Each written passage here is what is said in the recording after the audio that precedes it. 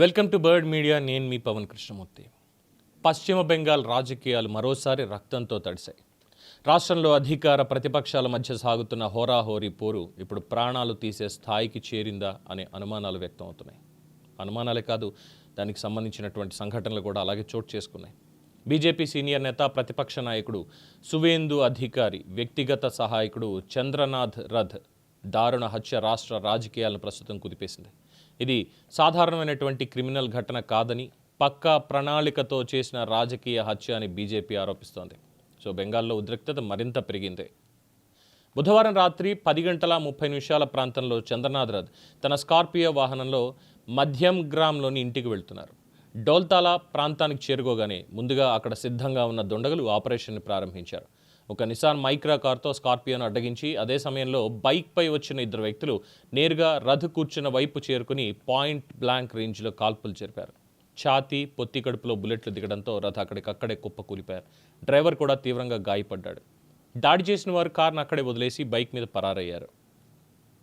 ఈ ఘటన మీద సువేందు అధికారి తీవ్ర ఆగ్రహం వ్యక్తం చేశారు. ఇది యాదృచ్ఛికంగా జరిగినటువంటి హత్య కాదని, 2-3 రోజులుగా భారీగా రెక్కి నిర్వహించి సమయం చూసి మరీ అమలు చేసిన కుట్ర అని ఆరోపించారు. బెంగాల్లో 15 ఏళ్లుగా కొనసాగుతున్న మహా జంగిల్ రాజ్కి ఇది మరో ఉదాహరణ. టీఎంసీ గుండాలు రాజకీయ ప్రత్యర్థులను భయపెట్టేందుకు హత్యల దారిని ఎంచుకుంటున్నారు. చంద్రనాథ్ హత్య వెనుక ఉన్న వారిని బయట పెట్టే వరకు బీజేపీ పోరాటం ఆగదు అని సువేందు అధికారి కూడా హెచ్చరించారు. దాడికి ఉపయోగించినటువంటి ఈ నిసాన్ మైక్రా కార్ని పోలీసులు స్వాధీనం చేసుకున్నారు. అయితే దానికి అమర్చిన నంబర్ ప్లేట్ నకిలీది అని తేలడంతో కేరు మరింత జటిలంగా మారింది. ముందుగానే ప్లాన్ చేసి ఆధారాలు తప్పించుకునేలా ఏర్పాట్లు చేసినట్లు పోలీసులు అనుమానిస్తున్నారు. సీసీటీవీ ఫుటేజెస్, కాల్ డేటా ఆధారంగా ప్రత్యేక బృందాలు ప్రస్తుతం దర్యాప్తు చేపట్టాయి. బీజేపీ రాష్ట్ర అధ్యక్షుడు సమీక్ భట్టాచార్య ఈ ఘటనని తీవ్రంగా ఖండించారు. ప్రతిపక్ష నేతకు అత్యంత సన్నిహితుడిని టార్గెట్ చేయడం ద్వారా మాజీ ప్రతిపక్ష నేత, ప్రస్తుత అధికార పక్ష నేత, ఆయనకి అత్యంత సన్నిహితుడిని టార్గెట్ చేయడం ద్వారా రాజకీయంగా భయానక సందేశం పంపాలని టీఎంసీ చూస్తోంది అని ఆరోపించారు. బెంగాల్లో ప్రజాస్వామ్యం కంటే భయం రాజ్యమేలుతోంది అనే భావన ఈ ఘటనతో మరింతగా బలపడింది అని విమర్శించారు. ఇక చంద్రనాథ్ రథ్ జీవితాన్ని ఒకసారి పరిశీలిస్తే అది కూడా ఎంతో ప్రత్యేకమైంది. తూర్పు మేదినీపూర్ జిల్లా చండీపూర్కు చెందిన ఆయన దాదాపు 2 దశాబ్దాల పాటు భారత వాయుసేనలో సర్వీస్ ఇచ్చారు. అనంతరం స్వచ్ఛంద పదవీ విరమణ తీసుకొని కొంతకాలం కార్పొరేట్ రంగంలో పనిచేశారు. తర్వాత సువేందు అధికారికి అత్యంత నమ్మకస్తుడిగా రాజకీయాల్లోకి అడుగుపెట్టారు. రథ్ కుటుంబానికి, సువేందు అధికారి కుటుంబానికి 2 దశాబ్దాలకు పైగా సన్నిహిత సంబంధాలు ఉన్నాయి. ఆయన తల్లి గతంలో టీఎంసీ తరఫున పంచాయతీ స్థాయి పదవిలో కూడా పనిచేశారు. అయితే 2020లో సువేందు అధికారి బీజేపీలో చేరినప్పుడు రథ్ కుటుంబం కూడా ఆయన వెంటే పార్టీ మారింది. 2019 నుంచి అధికారికంగా సువేందు టీంలో చేరిన చంద్రనాథ్ ప్రచార కార్యక్రమాలు, క్యాడర్ సమన్వయం, లాజిస్టిక్స్ వంటి కీలక బాధ్యతల్ని తెర వెనుక నిర్వహిస్తూ వచ్చారు. బయటికి ఎక్కువగా కనిపించకపోయినా సువేందు రాజకీయ వ్యవస్థలో ఆయన అత్యంత కీలక వ్యక్తిగా గుర్తింపు పొందారు. అసెంబ్లీ ఎన్నికల తర్వాత, ఫలితాలు వెలువడిన తర్వాత బెంగాల్లో నెలకొన్నటువంటి ఈ రాజకీయ ఉద్రిక్తతల మధ్య ఈ హత్య చోటు చేసుకోవడం అనేది మరింత కలకలం రేపుతోంది. సువేందు అధికారికి అత్యంత దగ్గర వ్యక్తిని టార్గెట్ చేయడం వెనుక అసలు ఉద్దేశం ఏంటి? ఇది కేవలం వ్యక్తిగత శత్రుత్వమా, లేక రాజకీయ హెచ్చరిక అన్న కోణాల్లో చర్చ జరుగుతోంది.